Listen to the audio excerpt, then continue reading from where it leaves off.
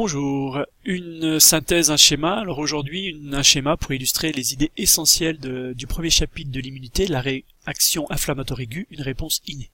Rappelez-vous, le vertébré que nous sommes possède deux lignes de défense. Une première ligne de défense qu'on appelle l'immunité innée, qui se traduit par la réponse inflammatoire aiguë.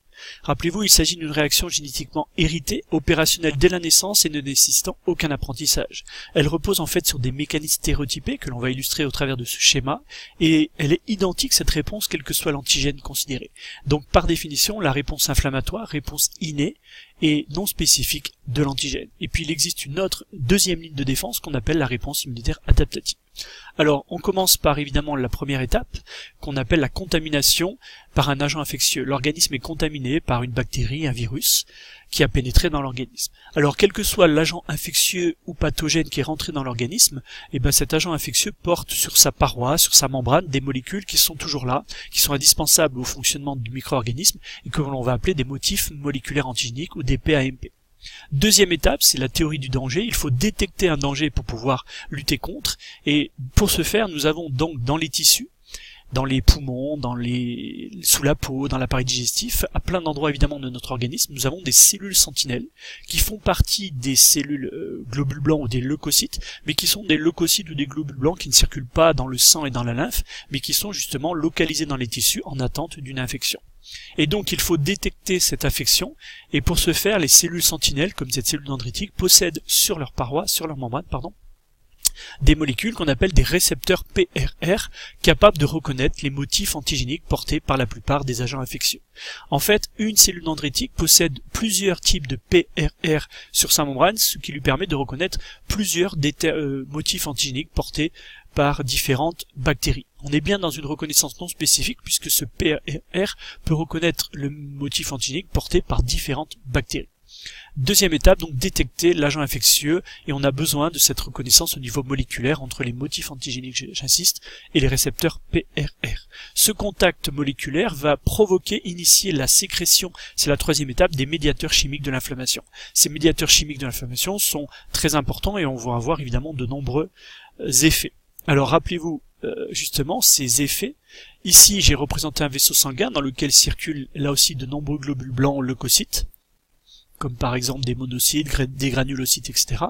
Et justement, l'effet ou l'objectif de cette sécrétion des médiateurs chimiques, on va voir de quelle manière, c'est de provoquer ce qu'on appelle un afflux des cellules phagocytaires, c'est-à-dire des globules blancs des leucocytes, sur le site de l'infection. Alors en fait, ces médiateurs chimiques vont provoquer une augmentation du diamètre des vaisseaux du tissu infecté, on va parler d'une vasodilatation.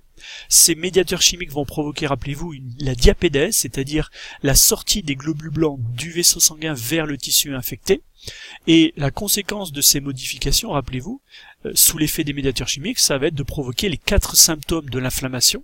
Vous allez avoir une augmentation du débit sanguin, d'où une augmentation, la rougeur du site infecté.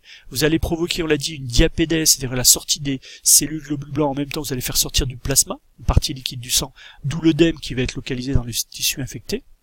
Vous allez provoquer aussi la chaleur et la douleur.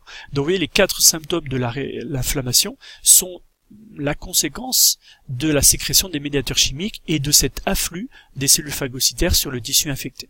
Alors on comprend évidemment ce que recherche l'organisme. Il apporte ici, il cherche à faire venir sur le site de nombreuses cellules globules blancs, granulocytes, macrophages, etc., qui sont des cellules douées de phagocytose. Et l'objectif est clair, en augmentant le nombre de cellules phagocytaires sur le site de l'infection, on cherche, via la phagocytose, à digérer, détruire les agents infectieux pour limiter la prolifération de cet agent pathogène.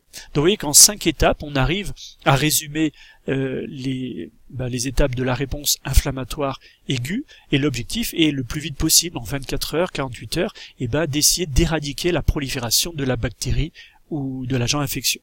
Alors on peut rajouter une dernière étape. Rappelez-vous que cette cellule dendritique peut jouer un rôle supplémentaire. Si l'infection persiste, et si la première ligne de défense est inefficace, cette cellule sentinelle qui a joué son rôle de cellule phagocytaire va, en plus de phagocyter et détruire l'agent infectieux, va conserver des fragments de cet agent infectieux, par exemple ici des morceaux de ces motifs antigéniques de surface, qu'elle va placer sur des marqueurs, des molécules du CMH, complexe majeur d'histocompatibilité, que toutes les cellules de notre organisme possèdent, et devenir ce qu'on appelle une cellule présentatrice d'antigènes.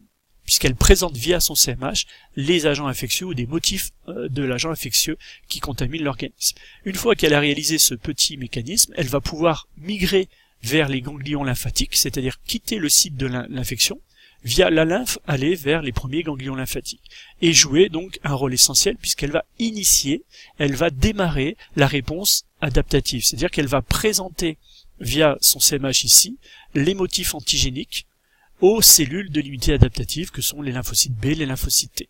Donc vous voyez, il y a une dernière étape à considérer. Ici, vous avez la réponse immunitaire innée, la réponse inflammatoire, mais n'oubliez pas que certaines cellules, notamment ces cellules dendritiques, peuvent jouer un rôle clé de transition puisqu'elles peuvent quitter le site de l'infection via le sang ou la lymphe, gagner le ganglion, les premiers ganglions lymphatiques et présenter, elles jouent le rôle de CPA, aux acteurs de l'immunité adaptative, l'agent infectieux qui nous contamine et qu'on n'arrive pas à éradiquer. Donc voilà l'essentiel à retenir sur les étapes de la réponse inflammatoire aiguë.